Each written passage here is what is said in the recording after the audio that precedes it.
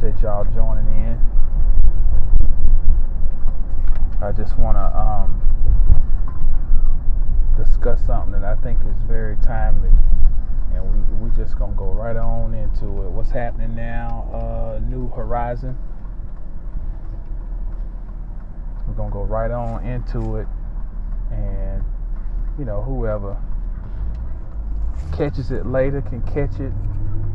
Either way, still be available for who needs to hear it. So the title is No Sacrifice, No Light. And I want to kick it off by just looking at the word sacrifice. First, looking at the root, or not the root, but the root, but the sac, S-A-C. Now, one thing about sac is that sac. Let's look at some of the words we get with that sac. We get sacrifice. We get the word sacred. Let me give you a little nugget here. A lot of y'all probably already know this. What the hell? Hold on, I'm like my grandmama. I got a damn cup rolling around. My daughter threw the cup on the floor. I can't find it. But like I said, the root sac.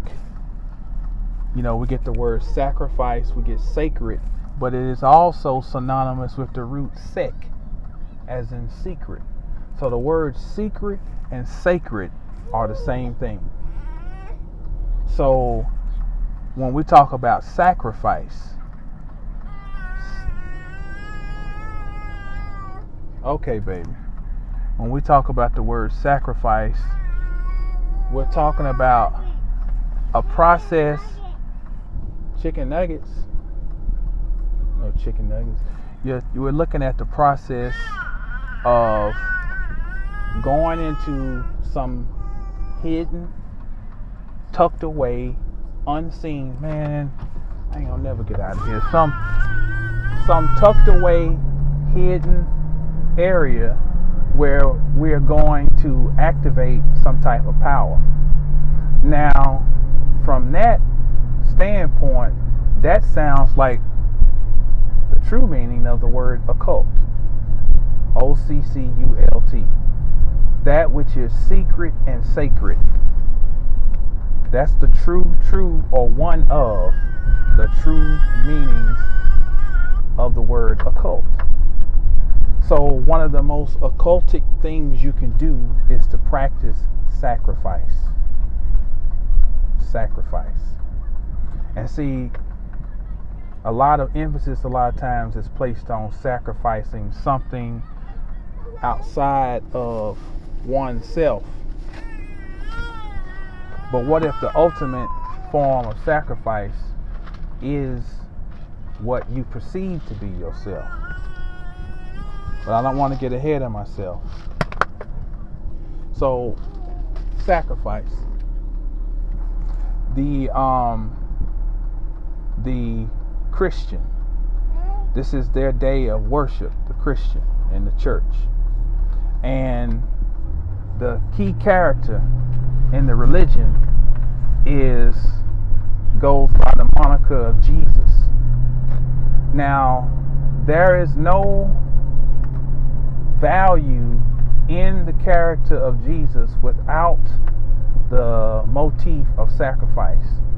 And so what I want to do is I want to pull back the veil and not spend time talking about how religious people, and this and that, they don't know nothing, but let's not get sullied and wasting time with that, trying to see who can piss the farthest. Instead, we're gonna reveal the mysteries. So that is one of the greatest motifs of the religion, is the aspect of sacrifice. It has been muddied with misinterpretation and people willfully and willingly misleading. But sacrifice, we see in some images of the Jesus, and we're gonna also use the term Christ. We see in some pictures, we see the character with the heart exposed. Now, during World War II, Adolf Hitler was in search of something called the Spear of Destiny. Now, another term for that is the Spear of Longinus. And the way the mythology goes is that when the Christ figure is on the cross, which there's a Roman centurion who comes up and drives a spear into his side, and it pierces the heart. Okay? Now, this is basically Kabbalah. This fool right here. This is basically Kabbalah. Now, he done probably been up in somebody's church spitting and shouting and sweating and trying to grab on booties, and out here driving like he on the Autobahn.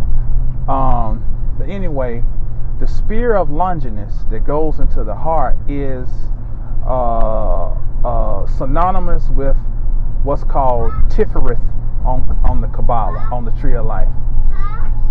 What? Okay, wait. Now, Tifereth,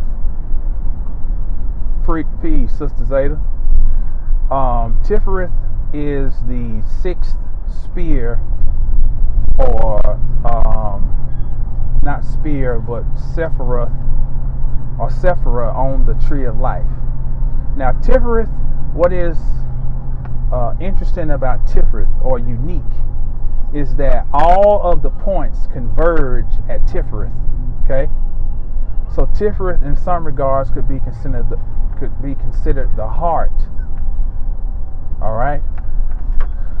So, one thing about Tifereth is it represents sacrifice. And we sit and look at that and like, well, what does that really mean, sacrifice? And you always hear so much about, heart chakra work and heart chakra, and my heart chakra's closed down and this and that, and it, and it becomes a mystical thing of, well, how do I need to work on this, but how do you actually do it? Excuse me, I had to do something about these Mrs. Bear donut lips. But how do you actually go about the process of doing heart chakra work? That's what I want to know. So, what I've come to the conclusion of is that it is something that is independent to each person. It is not something that a person can sit down and map out for you and tell you, I'm going to show you how to open your... No. Your heart chakra work comes from your observance of your own life, your own existence. Okay? So, I'm going to give you an example for me. And of what is heart chakra work for me, and mind you, when I say this, I'm not trying to in any means suggest that I have reached some pinnacle of perfection. No, this is ongoing, very tedious, hard, difficult work that I sometimes fail at. But the Western world gives you these absolutes that you always got to take a test and you got to, you pass this, but the actual thing is to be fully engaged in the journey. That's the test. Can you stay on the journey? I do know that much. So, simple heart chakra work for me is just what I'm doing right now. No, not talking to y'all. Daddy mode. You know, see, my wife and I have it worked out. You know, we don't spend no money on no daycare. When she's at work, I'm at work. You know, as far as I got the babies.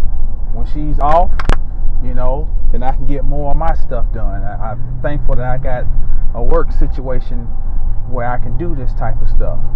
But you know, there's a lot of male chauvinism that exists that we don't talk about, where, you know, how many men are willing to change a diaper? How many are willing and capable to clean up some vomit? Can you fry an egg? And see, this is the thing.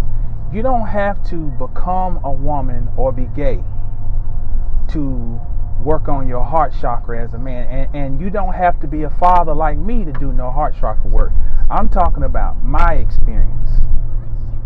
And what I had to determine was this was my cross.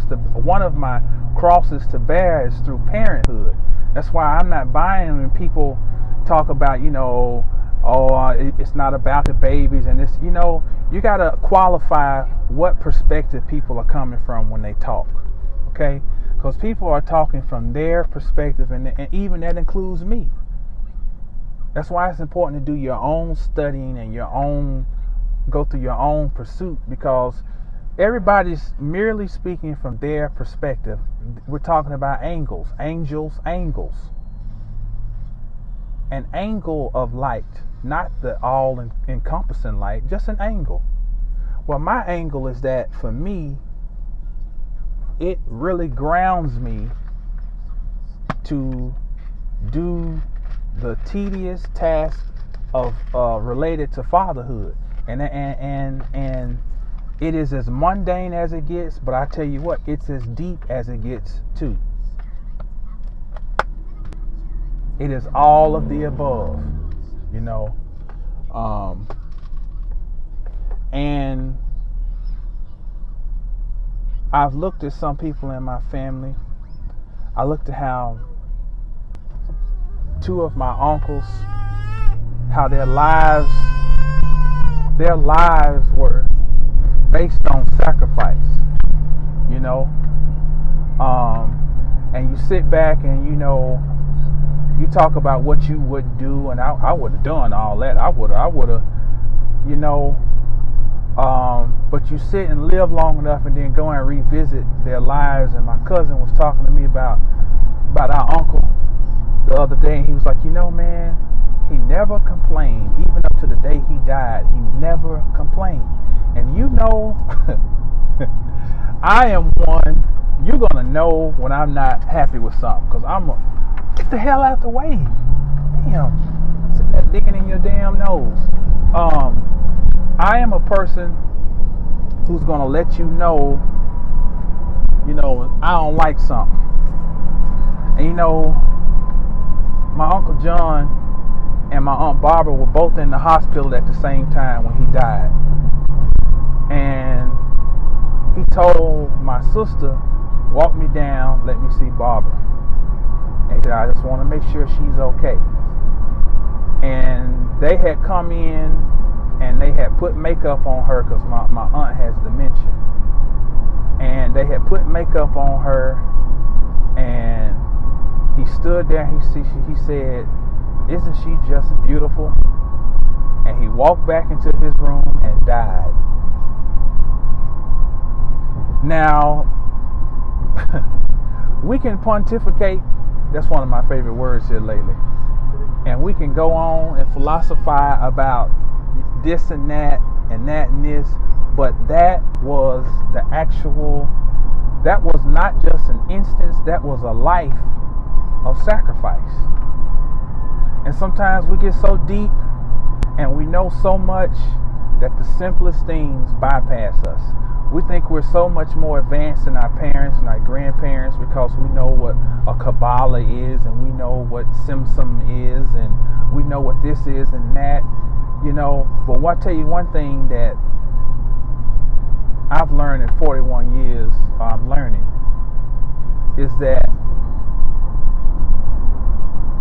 myself included, we lack to a great deal the ability to sacrifice. We're soft. They understood the word sacrifice, what it meant in its entirety. Whether you want to call them ignorant, or whatever, I tell you one thing that they were masters of: how to sacrifice. And one thing about all of the advanced, whatever we think we have now, technology, advanced learning, this and that, what it can do without balance is rob you of the ability, peace, Sister Nisa, what it can do is rob you of your ability to know how to sacrifice.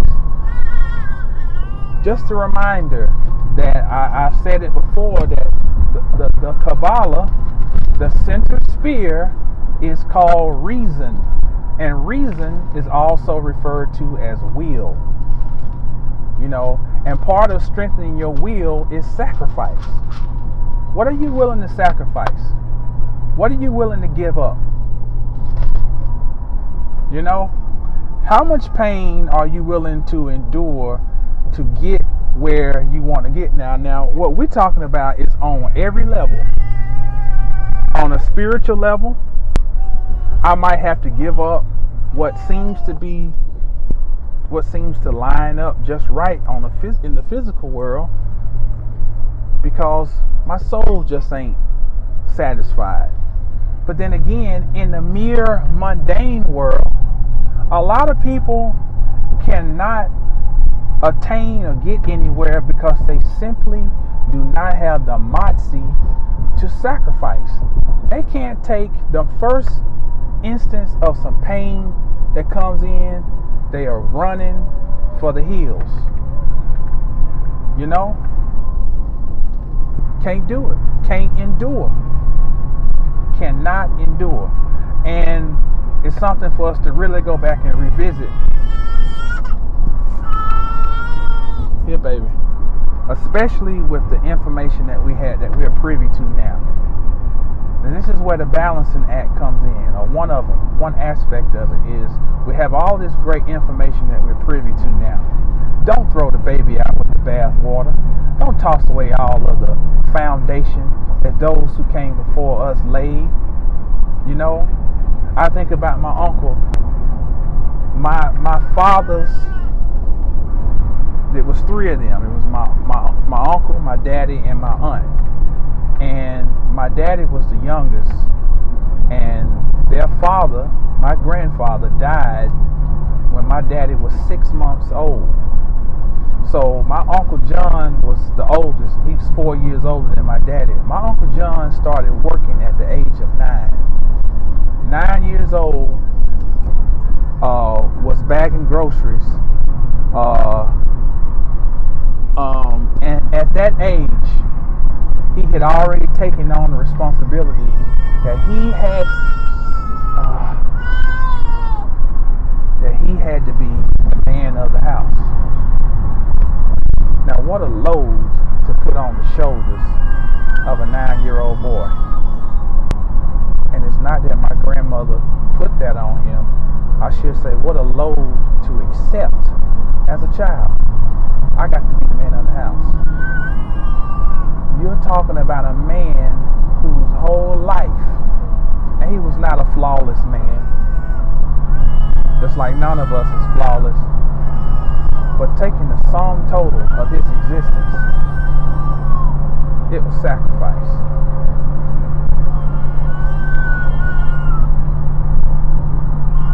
With all of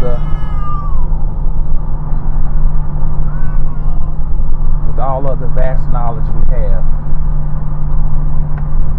now we have the ability to take the concept of sacrifice and truly work what we like to call magic with it.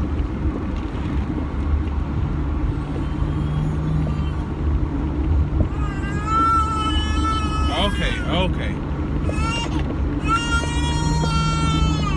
man, I'm gonna have to cut this short. We're gonna have to sacrifice conversation. Because the baby wants to go to sleep, and I think me talking is interrupted. So we'll come back and we'll circle the wagons again and touch bases and finish up on sacrifice. But this brother Jamal, mastersofthecosmos.com, remind you to stay down till you get up.